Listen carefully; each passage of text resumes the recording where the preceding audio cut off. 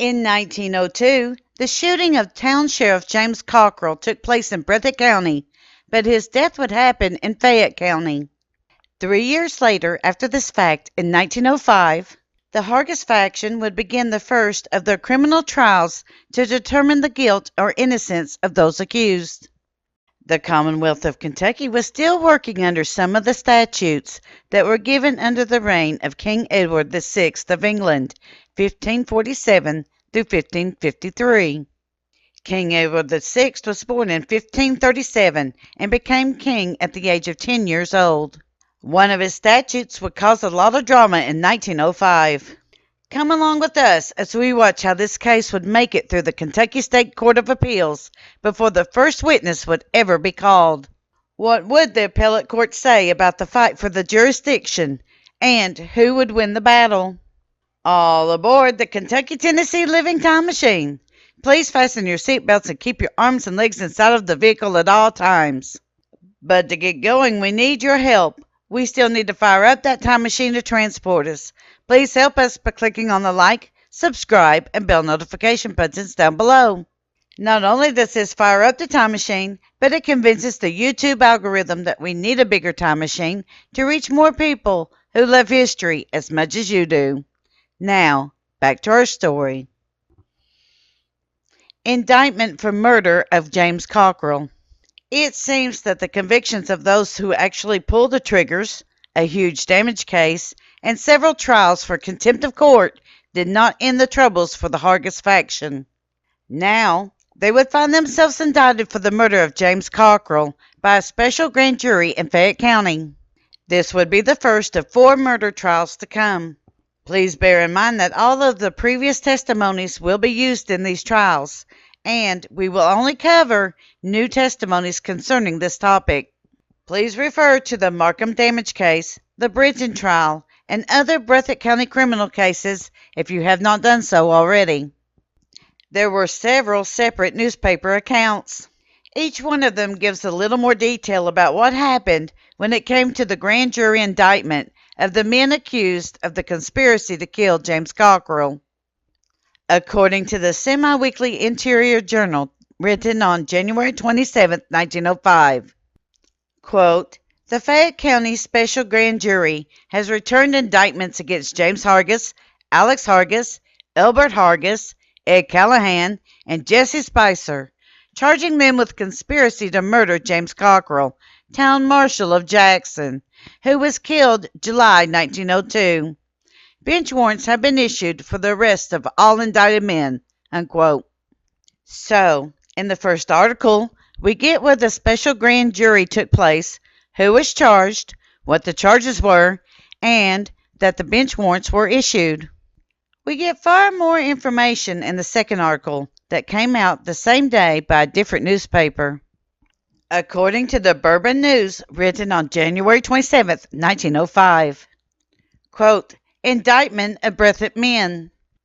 The grand jury of Fayette County has indicted Judge James Hargis, county judge of Breathitt County, Ed Callahan, sheriff of that county, Alexander Hargis, ex-senator from the senatorial district, Elbert Hargis, brother of the county judge and ex-senator, and Jesse Spicer, a deputy sheriff under Sheriff Callahan, for conspiring to kill James Cockrill, city marshal of Jackson, who was shot from the courthouse window in Jackson over 2 years ago.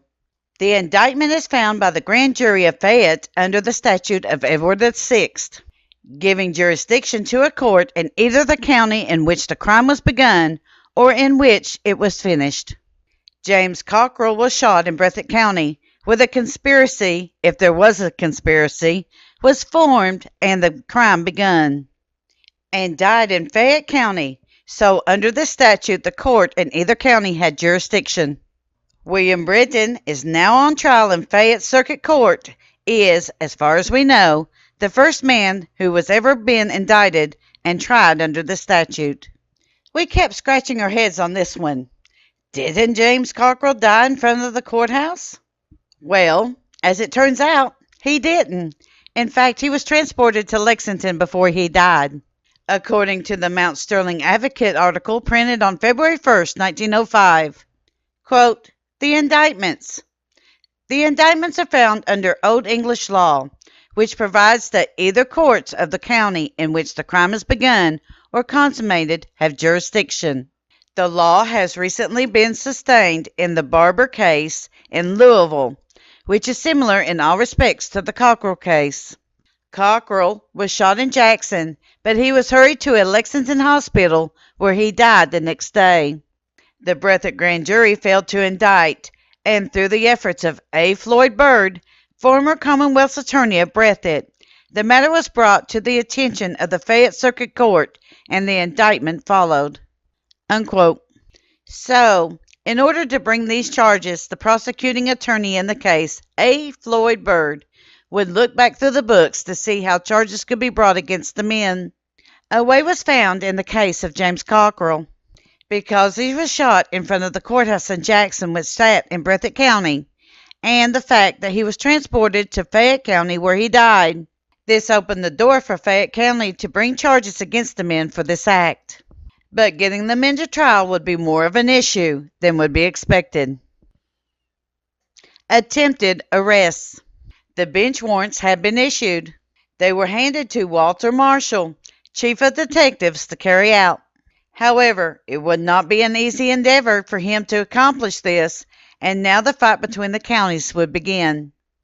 According to the Bourbon News, written on January 27, 1905, quote, later report, Chief of Detectives Walter Marshall went to Jackson with bench warrants to arrest 5 men indicted. Upon his arrival, there found that the Jackson magistrate had issued warrants against them and refused to let the marshal have the prisoners. He wired back to the officers of Fayette County Court and received the following reply. Quote, Breathitt County warrants should not prevent you in serving the warrants you have. Arrest the men if possible without bloodshed, or report to this court why you could not have served the warrants. Unquote. The supposition is that the Breathitt County warrants were hurriedly prepared and served in order to head off the Fayette officers and prevent that court from taking jurisdiction of the case. Unquote. This is what we have learned so far. Chief of Detective Walter Marshall went to serve the bench warrants on the indicted men. When he got there, he found out that there had been a rush to serve the men with Breathitt County warrants by the Jackson magistrate, and he also refused to let the men go into the custody of the chief, as they were already in Breathitt County Jail. After speaking to the magistrate, Chief Marshall contacted the judge by telegraph, to which he was told the men are to be taken into his custody, preferably without bloodshed. But it must be done regardless, or else he would have to answer to the judge as to why this could not be accomplished. We can say that the men were not moved out of the jail at this point until after the Court of Appeals had their ruling about who had jurisdiction. The fight for jurisdiction. The Hargis faction in their typical style was not about to take this lightly. There were several trials going on in several counties, including Breathitt County. The group of men in each case would file a motion with the Kentucky State Court of Appeals to get a favorable ruling concerning the statute that was set by King Edward VI. After all, these men had their base of political power in Breathitt County and wanted their trial to be where the outcome would be more than likely for them to be found innocent of these charges. According to the Adair County News, written on February 15, 1905, quote, Hargis in Lexington. He held a conference with Judge Hazelrig and others. Lexington, Kentucky, February 9th. Senator Alex Hargis held a conference here with Judges Hazelrig, McGowan, Hayes, and Bach, relative to the indictments charging him. His brothers, Judge James and Elbert Hargis, and Sheriff Ed Callahan, with the murder of James Cockrill in 1902. These indictments are being resisted. The question of the jurisdiction of the Fayette Court now being before the Court of Appeals. Senator Hargis was on his way from Jackson to Frankfort when he learned that the hearing had been postponed, and had his attorney meet him here. None of those present would discuss whether any conclusion was reached or what phases of the case were discussed. Hargis will return to Jackson. Unquote. So, what was the purpose of the hearing? Why was the hearing postponed? But even though the meeting did not take place, what was the purpose for Hargis to meet with his attorney and then return to Jackson? Even though Senator Hargis was not successful in meeting with the judges, we do find it interesting that these men were either named as attorneys for the defense or consulting attorneys. So, could this have been the purpose? Or could it have been to get advice on which way to proceed with the case going on before the appellate courts? Continuing on with the same article, quote, Frankfort, Kentucky, February 9th. The Court of Appeals extended from February 10th to 18th. Its temporary writ of prohibition restraining the Fayette Circuit Court from taking jurisdiction of the Hargis murder cases from Breathitt County, and sustained a motion by Commonwealth Attorney John Alden of Fayette Court to summon 17 witnesses from Breathitt County to testify orally in this case. Unquote. So, there was a temporary stop to the proceedings until there was a final decision made by the Court of Appeals. While we do not have a list of the 17 witnesses, we do have a hint of a potential testimony of Sebastian Williams. It was after he gave his testimony that the court had to stop its proceedings until the appellate court ruled on this issue. According to the Citizen article dated March 2nd, 1905, quote, Breathitt Grand Jury, 7 men, including the Hargises and Ed Callahan, indicted. Jackson, Kentucky, February 23rd. With the examination of Sebastian Williams, the grand jury closed its investigation of the assassination of James Cockrill. Indictments were found against the following parties: James Hargis, Alex Hargis, Elbert Hargis, Ed Callahan, John Smith, John Abner, and Jesse Spicer. Judge Riddle and the Commonwealth Attorney Roberts stated that no indictments in the Cockrill case would be permitted to be filed in court until the Court of Appeals had passed on the question as to whether Breathitt or Fayette County had jurisdiction in this case. Unquote. So, there would be no court filings or witnesses called to testify until the Court of Appeals would hand down their ruling on who had actual jurisdiction of this case. The Court of Appeal rules on the Cockrill case. It took just 2 weeks for the courts to come to a decision upon this case. Hold on to your hats and bonnets, because this ruling was indeed explosive. Not only was the court going to rule who had jurisdiction of the case, but it would also level charges of fraud against one county for trying to subvert justice. According to the B article dated March 16, 1905, quote, Court of Appeals against the Hargises holds that their arrest in Breathitt were fraudulent. Frankfort, Kentucky, March 10th. The Court of Appeals, in an exhaustive opinion by Judge O'Rear, whole court setting, refused the application for a writ of prohibition against Circuit Judge Waltz Parker on the motion of Judge James Hargis, Senator Alex Hargis, and Sheriff Ed Callahan, indicted for the murder of Town Marshal Cockrill, and Fayette County will try the cases. There was not a dissenting opinion. The decision covers 17 legal typewritten pages and sets out the following points raised by the Commonwealth. First, that writ should not have been issued until the petitioners have first applied to the Circuit Court. Second, that Fayette and Breathitt have concurrent jurisdiction, and the county first beginning the proceedings had exclusive jurisdiction. Third, proceedings were first begun in Fayette County. Fourth, that alleged proceedings begun in Breathitt before January 4th are a myth, or were the result of collusion between the officers, and were originated for the fraudulent purpose of preventing any prosecutions, and were never intended to have been made public except as a defense to the jurisdiction of Fayette County. Unquote. Wow. That was very strong wording against the magistrate and the courts in Breathitt County. Fayette County had won the day and had the right to continue the trial of the Hargises and their co-conspirators in the case. It did not take long for the bench warrants to be served. But, again, the Hargis faction would not do anything by halves. The arrest and transportation of the co-conspirators. Special Bailiff J.J. Reagan would be called upon to perform the duties of the arrest of those that were named in the lawsuit. By March 16th, All of the defendants, with the exception of Sheriff Ed Callahan, would be in custody in the Lexington jail. According to the B article dated March 16, 1905, quote, Hargises are at last jailed. C.J. Bronston will assist Colonel Allen in prosecuting the cases. Lexington, Kentucky, March 13th.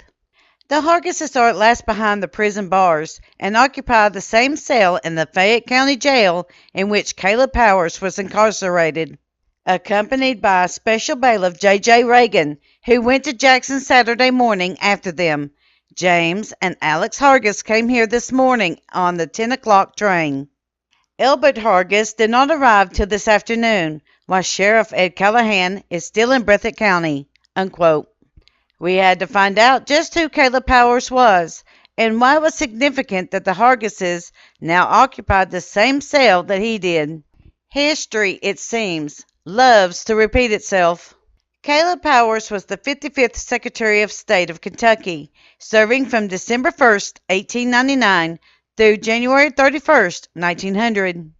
He was also a United States Representative that was from the Kentucky 11th District. He served in that capacity from March 4th, 1911 through March 3rd, 1919.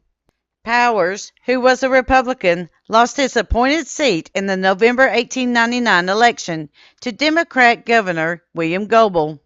Powers masterminded the plot to have Goebel assassinated. The goal was for Governor William S. Taylor to retain his office. Powers was found guilty and sentenced to a life term. However, the Kentucky Court of Appeals overturned the conviction. Powers was tried 3 more times, resulting in 2 convictions and a hung jury. Powers was finally pardoned by Governor Augustus C. Wilson in 1908 after he had served 8 years behind the bars. While Powers was in the middle of this fight for freedom, the connection between Powers and the Hargis faction was not lost upon the B article author. And now the question remained, will the Hargis faction share in the same fate that Powers did? May not get bail.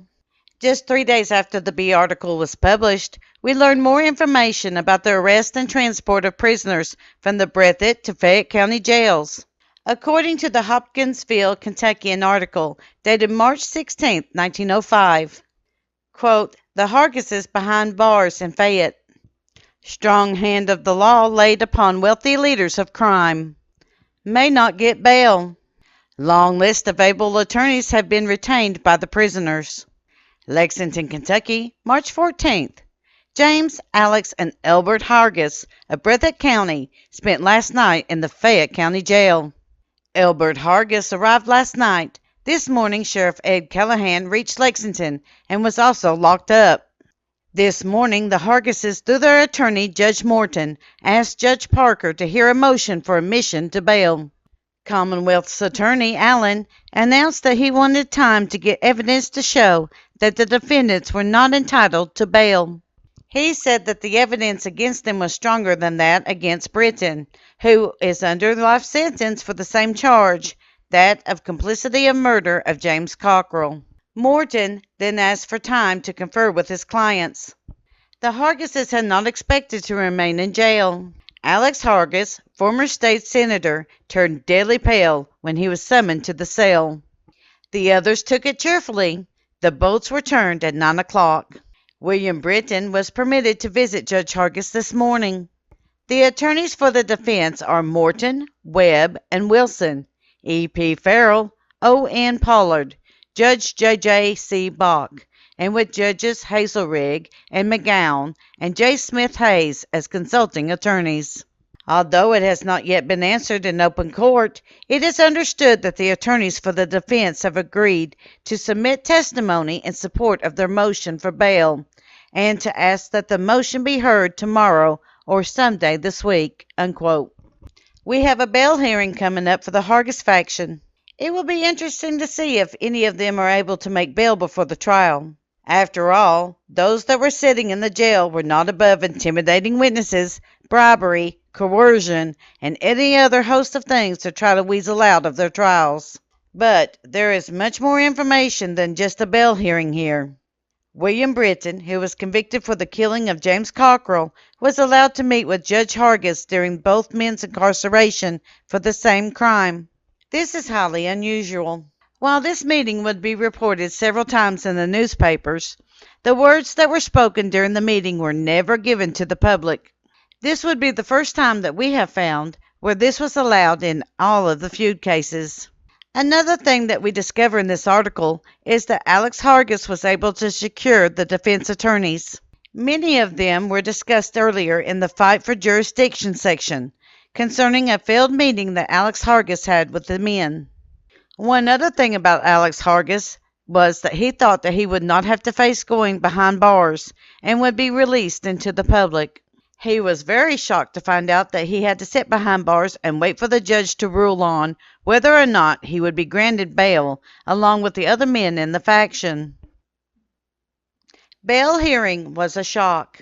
Hold on to your bonnets and bowler hats because we have yet another shocking judgment from the bench of Judge Watts Parker. While one man would be granted bail, it would be a heavy price to pay for the freedom during the trial. According to the Hartford Republican's article dated March 31, 1905, quote, bail was refused. County Judge Hargis, Sheriff Callahan, Elbert Hargis. Indicted men will be allowed to have trial next week. Lexington, Kentucky, March 27th. Judge Watts Parker, sitting on the criminal division of the Fayette Circuit Court, today handed down a decision overruling the motion for a bail in the case of James Hargis, the county judge, and Edward Callahan, the sheriff of Breathitt County, and Elbert Hargis, and remanded them to jail to await their trial for the murder of James Cockrill. In the case of A. H. Hargis, former state senator, the court admitted him to bail in the sum of $15,000. The court delivered an oral opinion on the motion, reciting the conditions existing in Breathitt County at the time of the murder of Cockrill, and said he believed it a matter of the state should thoroughly investigate. He said he would allow the indicted men to have a trial as soon as they were ready, and would devote as much time as was necessary to the case. He said he would allow bail to the defendant, Alex H. Hargis, on the grounds that it had been established that he was not in Jackson the day of the shooting and had not been there for several days. Shortly after the announcement of Judge Parker's decision, Alex Hargis furnished a $15,000 bond and was released. Gus Strauss, John Flood, J. F. Vanderden, and John Skane being his bondsmen. He will return to his home at Winchester. Judge Hargis is still a judge of Breathitt County, and the question arose as to who would sit in his stead in the event bail was refused. Brett Combs of Breathitt was recently appointed magistrate of that county, and today Judge Hargis requested him to hold the term of the county court for him, which will convene next week. After the question of bail had been decided, the attorneys of the defense asked the court to set a date for the trial of the case. After consultation, it was decided that both sides could be ready by Tuesday of next week, April 4th, and the case was set for trial on that date. The court ordered the jury commissioners to meet Thursday and place 500 additional names in the jury wheel. All four of the defendants are jointly indicted, and they may be tried together or may demand separate trials. In the latter event, the Commonwealth may elect which one shall be tried first, unquote. According to the CPI inflation calculator, dated April 17, 2024, the amount of $15,000 in 1905 would amount to $532,384.09 in today's money market. It seems that this high bail would ensure that Alex Hargis would be in attendance of the trial, and that this bail was only allowed because there was testimony that Alex Hargis had not been present when Cockrill was killed. But there was not enough evidence to state that he was not involved in the plot to have him killed in the first place. Conversely, the other people who were indicted for this same crime did not receive bail. Why? Was this because of the tricks that they pulled in the other courtrooms? That they now had the reputation of being difficult to handle outside of incarceration? Whatever the reason, they now had to sit in the jail cell until the trial was finished. The jury is set. We now have the ruling from the Kentucky State Court of Appeals on who had jurisdiction of the trial. We have all of the defendants arrested and present in the courtroom, with the issue of bail already established. The date is now Saturday, April 15th, 1905. While we do not have the complete opening statements as given in this particular trial, we do have a list of who was on the jury and who gave the statements. The following article comes from the Breathitt County News, Jackson, Kentucky, April 21st, 1905. Quote, the jury in the James Hargis case was completed last Saturday evening at Lexington after more than 200 men had been examined. The jury is composed of the following named citizens: J. H. Tucker, farmer; John W. Lancaster, merchant; John Scully, farmer; Fred Rower, farmer; Roger Gannon, farmer; George D. Kausner, farmer; David Machord, farmer; Samuel Buchanan, farmer; James Friley, ice salesman; C. W. Hardman, farmer; S. C. Robinson, farmer. Colonel C. J. Bronston made the opening statement for the prosecution, while Judge J. R. Morton did a like duty for the defendant. Unquote. So now we have the setting of the jury and the opening statements given by both the prosecution and the defense. This trial will have a lot of surprises in store, and a lot of drama is ahead for the judge and the attorneys. As with anything concerning the Hargises and their trials, it will not go smoothly. The trial will now be postponed until the following Monday. The testimonies of Charles Robbins, Dr. A. H. Barkley, and Riley Codiron. When the court was back in session on the following Monday, the prosecution came out swinging with their first witnesses on the stand. But would they be strong enough to point a finger at the defendants? Continuing on with the article. Court adjourned until 11 o'clock Monday morning. When Charles Robbins was put on the stand, who testified that he saw Kurt Jett, Bill Britton, and another man fire the shots, that Britton and the unknown man had guns in their hands while Jett had a pistol. Unquote. So, who was this unknown man? Kurt Jett and Bill Britton were already charged and in jail at this time. Why had neither man named a third man that was seen with them? Was it one of the defendants, or was it someone else entirely? Continuing on with the article. Quote, the following brief summary of the evidence was taken from the Courier-Journal reports in this case. Dr. A. H. Barkley of Lexington was the next witness, who testified as to the character of Cockrill's wounds. Riley Codiron was the next witness who testified to almost the same facts as Robbins. We do have a little more information about the opening statements from Bronston and how important he felt that the testimony of Robbins and Codiron really was to his case. From the article written in the Paducah Sun, Paducah, Kentucky, April 17, 1905. Quote, says Hargis will hang. Lexington, Kentucky, April 17th. Colonel C. J. Bronston made the opening statement for the Commonwealth in the murder case against Judge James Hargis. Dispassionate and coolly, he reviewed the testimony of the Commonwealth bases its prosecution upon. And in closing his statement, he said, pointing to Judge Hargis, quote, and that man's life shall pay the penalty, unquote. Charles Robbins and Riley Codiron were examined in the Hargis trial this morning. Both said that they saw Kurt Jett and Bill Britton in the courthouse with guns when Cockrell was assassinated, unquote. So, call me a little confused here. Why did Bronston give the testimonies of Codiron and Robbins so much weight? Usually, the prosecution puts their strongest witnesses on the stand first. All these guys basically testified to was that there was 3 men shooting from the courthouse window, not 2 of them. They didn't identify the other man in the window. They even testified that only Britton and Jett were seen after the shooting with guns in their possession. Of the 3 men who testified so far, One would think that the testimony of Dr. A.H. Barkley would have been the strongest.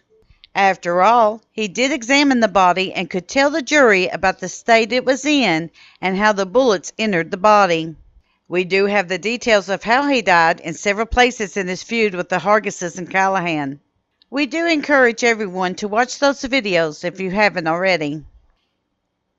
The testimonies of Sue Williams and Harrison Blanton. The next two witnesses are kind of interesting. Instead of stating that there were 3 men involved, both witnesses seem to suggest that there were only 2 men. Why would the prosecution have them testify unless it involved the placement of one of the defendants during the shooting? Continuing on with the article in the Breathitt County News, April 21st, 1905, quote, Miss Sue Williams was next called, who testified seeing Jed and Brenton cross from the courthouse to the Hargis store and back again to the courthouse. Harrison Blanton, the next witness, testified to seeing 2 men in the courthouse window. He then went to the courthouse and saw Kurt Jett and Jesse Spicer standing in the hallway and Bill Brenton coming down the steps, unquote. So, now we have a possible placing for Jesse Spicer. Could he have been the 3rd man in the window? It would be interesting that Spicer was seen in the company of Brenton and Jett shortly after the shooting. If he was the 3rd man, why didn't he cross the street with the other 2 men? What was he doing in the hallway with them? If he was involved in the shooting, why was he not charged before now? What Sebastian Williams saw during the shooting. Sebastian Williams opens his testimony with what he saw from the window located in G.W. Finner's office in the courthouse. From this location, Williams was able to see across the street to the 2nd floor of the Hargis store. It would be relatively safe to assume that this was the same testimony given to the grand jury as their investigation had stopped after he testified. This testimony was not challenged by the defense. According to the article in the Breathitt County News, Jackson, Kentucky, April 21st, 1905, quote, Sebastian Williams, the next witness, said he has lived in Breathitt County all of his life. He said that he knew Jett, Brenton, and James Hargis. He was in Jackson the day that Cockrill was shot and was with his brother, Cash Williams, noon, in the office of G.W. Finner, in the courthouse, when the shooting took place. He was near the window of the office, which was on the ground floor of the courthouse. He heard the shots and thought they were boards falling somewhere. He looked out of the window and saw Cockrill running down the street. Coming out of the front door of the courthouse, he saw several men in the hallway, but could not say who they were. Saw Kurt Jett on the steps near the door. Witness looked toward the Hargis building and saw Jim Hargis standing at a window on the 2nd floor. It looked like Hargis had a gun in his hand. Witness then showed the position of the gun held by Hargis. This was the first testimony of the day within any way connected James Hargis with the killing or any of the incidents either before or after the shooting. Witness went down the street to where Cockrill had fallen, unquote. Williams identified Judge James Hargis as the man who was standing on the 2nd floor window of the Hargis store carrying a gun. He saw Hargis clearly enough that he was able to describe how Hargis carried his gun in that moment. This is the first time that this testimony had been given that directly links Judge James Hargis to a crime of murder of the town marshal, James Cockrill. We also see that even though he was in relatively close proximity to the shooters in the courthouse, Williams could not identify the men in the hallway. This might have been because of the excitement of the moment that Williams did not think to take stock of who was in the hallway. He did, however, state that he saw Kurt Jett on the steps near the doorway. The first objection. Now we have the first objection in the case. What is wild about this objection is it is over what the last words of Cockrill was. Why would this be important to the case, and why would the defense attorneys want it stricken? Continuing on with the article in the Breathitt County News, quote, Colonel Allen then asked him if he heard Cockrill say anything, to which an objection was made, but before the court could rule on the question, the witness answered, and said that he heard Cockrill say, quote, "They killed me," unquote.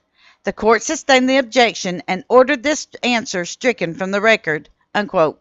Now this is very interesting. If we go back to the death of Town Marshal James Cockrill, first hit the newspapers in July and August of 1902, there are several articles that clearly states that his last words were, quote, "They killed me," unquote. So, why would the defense want this statement removed from the record? Could it be that his statement involving the word "they" meant that there was more than one person that was involved in the plot to kill him? Who were they? Did Cockrill know who his killers were, even though he was running through the streets trying to dodge the bullets? Did he see them? Or did he assume that he knew who they were because of the feud that he had with the Hargis faction? Taking a step back. Let's take a step back to our previous videos concerning Bloody Breathitt. We know that Cockrill was leaving town under the threats made against his person that he was going to be killed. However, he returned to the town to retrieve his trunk and say goodbye to a woman whom he was dating at the time. She warned Cockrill to leave immediately because there was a plot to kill him that day. Did she overhear the plot? Or was it so well known that everyone in town knew that it was going to happen? Either way, Cockrill knew his life was in danger and who it was that was making the threats. Now, as the acting town marshal, surely at least one of his deputies would rise to the occasion to warn Cockrill of his impending doom. However, in none of the accounts can we find that any of them stepped up to either warn him or defend him during the shooting. Was it because to do so would also place a mark on their back? Returning to the trial. After leaving Cockrill where he laid in the road in front of the courthouse, Williams would testify as to what happened next. Continuing with the article in the Breathitt County News, quote, Williams said that he had returned to the courthouse and saw Kurt Jett and Elbert Hargis come out of the courthouse and cross to Sewer's barn with something under their coats. He was allowed to indicate how the men carried their coats and how they were arranged when they returned from the barn, unquote. Now, we see the first sighting of Elbert Hargis in this case. Was Elbert the third man in the window as described by Charles Robbins and Riley Coldiron? From the distance that the men were from the courthouse window, it would be fairly easy to mistake brothers for each other. If the third man was Elbert Hargis, would this be the reason why witnesses would be reluctant to name him for fear of reprisals? Also, why were the men going to Sewer's barn? And what were they carrying under their coats? Was it their guns? Or could it have been something else that they were bringing from the courthouse? Now, this is a time in which people were open carry. If these men were not involved in the shooting, why did they have to go hide their guns in the first place? And why was the Sewer's barn chosen? Was it because the Hargis and the Sewells were one family? Would this not be a dead giveaway as to who contracted the killing? Calling of the witnesses. First, we have the conclusion of the testimony of Sebastian Williams. After he leaves the stand, we have the calling of the next 6 witnesses by the prosecution. According to the article in the Breathitt County News, Jackson, Kentucky, April 21st, 1905. Quote, Williams' testimony was concluded on Tuesday morning, after which M. Forbes, Robert Blake, John E. Patrick, John Patrick, Silas McIntosh, and A. S. Johnson were put on the stand in order named and gave pretty much the same testimony as in the Jet White trial at Cynthiana, unquote. These 6 witnesses were the most important witnesses in the conviction of Kurt Jett and Tom White. They would testify as to what they saw from different vantage points in the town. The testimony of Mortimer Forbes. While we could not find what the witness testified to in the Cynthiana trial, we could find a glimmer of what he said during the William Britton trial. As we have repeatedly stated, all of the witnesses said the same things over and over and did not deviate from their testimonies. According to the Adair County News, Columbia, Kentucky, January 25th, 1905. Quote, the first witness this morning was Mortimer Forbes of Jackson, who said that he was crossing the street near the post office when the shooting commenced, and that, looking toward the courthouse, he saw 3 gun barrels protruding from the window. He said he recognized Bill Britton and Curtis Jett at the window, unquote. While Forbes could not identify the third man, he claims to have clearly seen Britton and Jett at the window.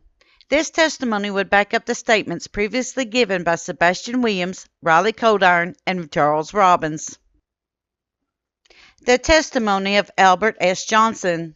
Here we have the next testimony that places the third gun in the hands of Elbert Hargis or Jesse Spicer. From Johnson's point of view, he could clearly see the men who accompanied Jett and Britton. Continuing on with the Adair County News article, quote, Albert S. Johnson, a resident of Jackson, said that he was sitting on the steps in front of the Cardwell building for some time previous to the shooting, and saw Elbert Hargis, Bill Britton, Curtis Jett, and Jesse Spicer standing in front of the Hargis store. Witness saw Britton cross the street in the direction of the courthouse and heard someone in the upper room of the Hargis store call to him. And Britton went back to the store and later came out and went to the courthouse. About this time, witness saw James Cockrill and Stuart Hager on the Cardwell corner. And just as the witness stepped into the Cardwell building, he heard the shooting begin. Witness did not come out till the firing ceased. When he saw Britton and Jett leave the courthouse and go into the direction of the Hargis store, unquote. Johnson's testimony is kind of interesting here. He did not claim to see who was in the courthouse window. He also did not say how many guns were sticking out of the window at the time of the shooting. However, his testimony was important to link Elbert Hargis and Jesse Spicer with Britton and Jett before the shooting. His testimony is equally as important as he was a witness to Britton being called back to the Hargis store and leaving to go to the courthouse before the shooting. He also states that Cockrill was standing at the Cardwell corner with Stuart Hager. We have testimony from other videos that Cockrill had finished speaking to Hager and left his presence that the shooting began. Tom Cockrill called to testify. One of the most important and least reported testimonies is that of Tom Cockrill. While he did not actually see the assassination of his brother take place, he did shed light on a possible motive for the murder. From the Breathitt County News, Jackson, Kentucky, April 21st, 1905. Quote, Tom Cockrill was the next witness who testified as to the attempted arrest of James Hargis for the breach of peace committed in Markham's office during the taking of depositions in the contest cases, unquote. We will give a brief summary of those events. However, it is of note, before this conflict took place, the Breathitt County feuds had taken on many forms over the many years. What is interesting is even though the area was divided, Hargis claims that he had no ill feelings towards the Cockrills up to this point, and that he considered them to be friends. Going back to the contested election. So, let's go back in time a little bit here. The political fight for Eastern Kentucky came to a head in the Breathitt County election held in spring of 1902. There was an election for the seats of county judge and sheriff of Breathitt County. At that time, Jim Cockrill was the town marshal, and James B. Markham and O.H. Pollard were law partners. There were lawsuits and accusations flying, and depositions needed to be taken, with Pollard taking one side and Markham taking the other side of the conflict. It was not long for a disagreement over the cross-examination of a witness that became heated. Guns were drawn. Markham ordered everyone out of his office. This led to warrants being issued by the city judge T.P. Caldwell, Jr., and fines of $20 being paid by attorney Markham. Because of the conflict between Caldwell and Hargis, Hargis refused to appear before Caldwell. Instead, Hargis went to the magistrate Edwards, who was a personal friend, for trial. There was a question of jurisdiction.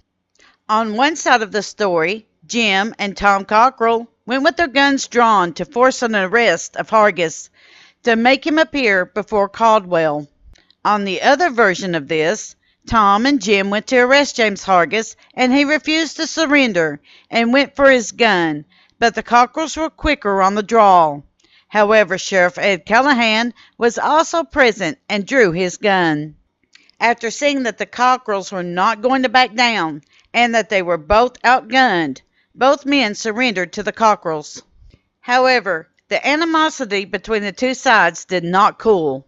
The brothers, Tom and James Cockrill, tried to hold the peace between the two factions.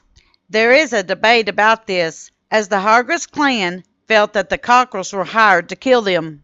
For more information about this conflict, please view our video, Bloody Breathitt County, the Hargis-Caldwell-Cockrill Feud, Part 2. Tom Cockrill's arrest. In later testimonies, we will come across a barroom shootout between Tom Cockrill and Ben Hargis, and how Tom Cockrill would face a trial for the shooting. We will also hear testimony of how Tom Cockrill was also arrested in Lexington for stealing his own picture from a woman. While we feel this was done to try to discredit Tom Cockrill as a witness, all of this is to come, and we are still in the state's case against the Hargis faction. For now, this part of the story is the testimony of Tom Cockrill, given in this trial as it stands at the moment. The testimony of Charles Terry. In this trial, we are introduced to Charles Terry. We have seen his name several times in the Hargis cases as a deputy sheriff who was sent to capture several people or hold several people in the jail.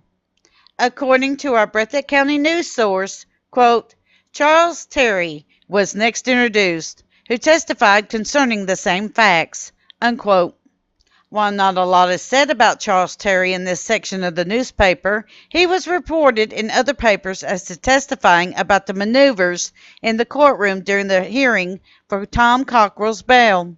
While Terry was not present in the conflict between Hargis, Callahan, and the Cockrills, he did testify to what he knew about in the matter. White called to the stand. After being called to the stand, sworn in, and having taken his seat in the witness box, Anderson White made a confession.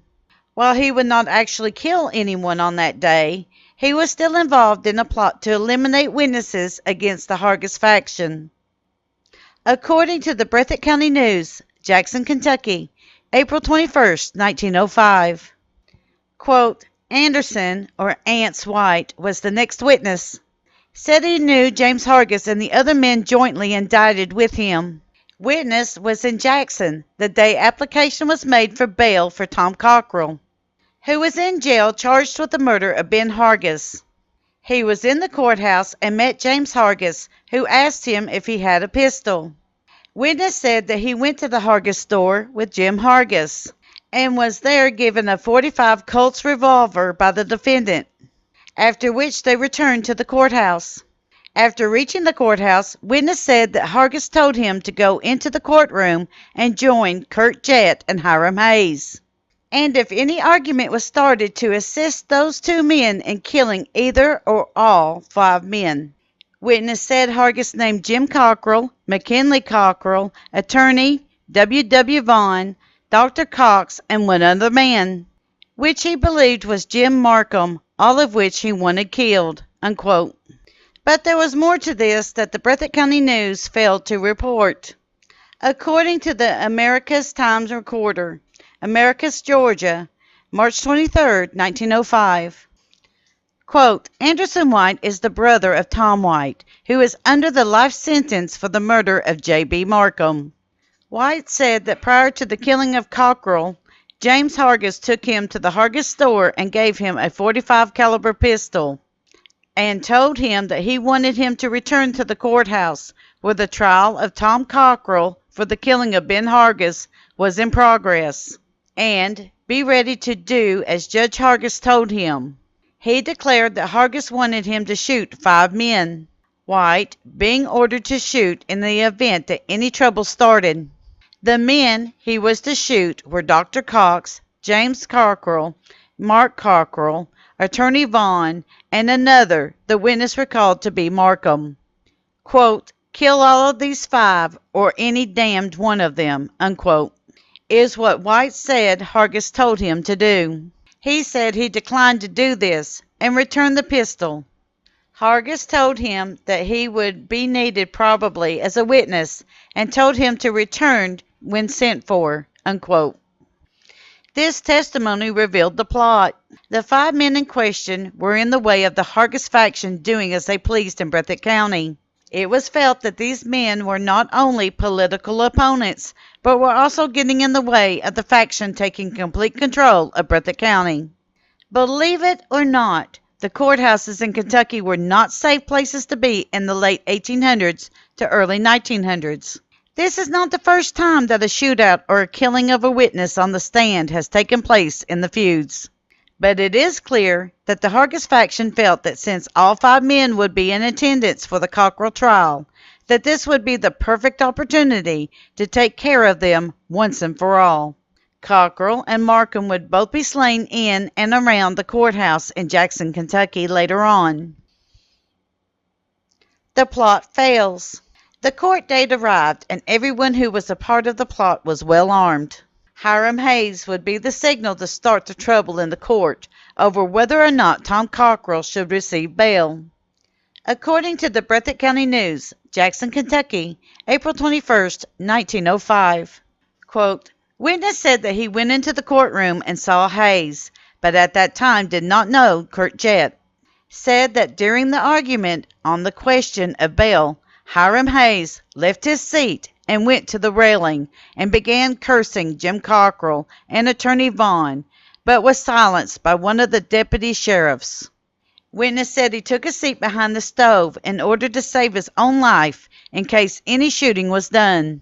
Said he did not take the pistol with any intention of using it, but that his brother, Tom White, was in trouble in Jackson at that time, and he believed that Jim Hargis was in a position to help him out of that trouble, and in order to win the influence of Hargis, made him believe that he would assist in the slaughter," unquote. We have a couple of takeaways with this section of testimony. One takeaway would be that White did not know who Jett was. Now, Kurt Jett had a mean reputation in Breathitt County and was often referred to as Mad Dog. So, it is highly questionable whether or not Jett and White actually did know each other. Having never met up to this point in an eastern Kentucky county, it is possible for two people to know each other through reputation only. The second takeaway would be that Hiram Hayes stood up from his seat and began giving a loud and disorderly objection to the bail being set for Cockrill. While we do not know for certain that Hiram Hayes was meant to do this for Judge Hargis or not, we do find it interesting that Judge Hargis was expecting trouble in the courtroom and armed everyone accordingly and had White sit next to Hayes. We also find it interesting that the deputy sheriff that intervened might have stopped a bigger problem than he realized. The third takeaway from this testimony had to do with White's actions during the hearing. Instead of getting a good position and a clear shot, he instead hid behind a potbelly stove. Was this cowardice or something else? Granted that Anderson White did bring the gun with him into the courtroom, but this was only symbolic in his eyes. He states that he had no intention of using the said pistol and only had it in his possession in order to gain favor with Judge Hargis for his brother Tom White. Could he have hid behind the potbelly stove to make it look like that he was gaining a position? Or was he hiding there because shootouts in Kentucky courts over feuds was now a common occurrence? This ends the main portion of Anderson White's testimony. It is of note that even though the five men did not get shot during the hearing, it seems to be evident that there was a plot hatched by Judge Hargis that the men would be killed. Cross-examination of Anderson White. One of the few witness cross-examinations that we will see during this trial came from the defense attorney, Farrell. While we do not have the actual questions being asked by Farrell, we can get a good idea of how he proceeded with the witness. Continuing with the Breathitt County News article, quote, On cross-examination by Farrell, the witness said that he asked Hargis for a holster in which to carry the gun, but not having one, Hargis told him to put the gun under his coat, which he did with the muzzle protruding above his coat collar. Said that all the time he was in the courtroom, the gun was in this position, but that as Hargis had told him, it made no difference. He made no further effort to conceal it. Witness said that he went to Hargis that afternoon to return the gun to him, but was told not to leave town as he was needed. Spent 2 days at the home of Lewis Hayes, and his expenses were paid by Hargis, after which he returned the pistol and went to his home in the country." Unquote. Okay, this is a little confusing, so let's take this apart. First, we have Anderson White asking about a holster for the gun. He is told to put the pistol under his coat. Now, this is wild. Why was the pistol gun muzzle facing upward and coming through the coat collar? If the stock of the gun was wedged in the sleeve of the coat, would that not put the gun pointing directly at his own head? And would a person walking in clear view of everyone with a gun barrel pointing directly at his own head look a bit strange? Why didn't White place the gun in a coat pocket? Men's coat pockets were made pretty deep and could have easily hidden said gun. Did Hargis tell White to basically forget about hiding it because White looks completely obvious and a bit silly? And maybe Hargis was a little afraid that Anderson might grab for the gun and shoot himself? After all, back then the only safety was not cocking the pistol. But in removing the gun in a hurry, he could have cocked the gun. Second, White goes to Hargis to return the said unused pistol. And instead of taking back the gun, Hargis tells White to stay in town because his testimony might be needed. Furthermore, Hargis pays for White to stay with Lewis Hayes. So, why did he want White to stick around after the failed attempt? Was Hargis planning on White to testify on what he witnessed concerning the death of Ben Hargis? Was he counting on White to give a false testimony? Would White be needed in case another opportunity for the men to be shot at the courthouse? Either way, 2 days after Tom Cockrill's trial, White returned the pistol and returned back to Breathitt County once more. So ends the examination of Anderson White. In next week's video, we will have another explosive testimony given by Hardin Childers. Childers will give an account of what he saw from his home, which was 150 yards from the courthouse. He will also give testimony that will cause objections in the case. Thank you. We at Kentucky, Tennessee Living would like to thank you for watching our video series on the Appalachian Feuds. Don't forget to hit that like button, as the more likes we receive, the more likely YouTube is to suggest our videos to other viewers. Also, to receive notice when we upload a new video, be sure to subscribe and click the bell notification button. We thank you for continuing to support Kentucky, Tennessee Living as we are discovering the mysteries in Appalachian history.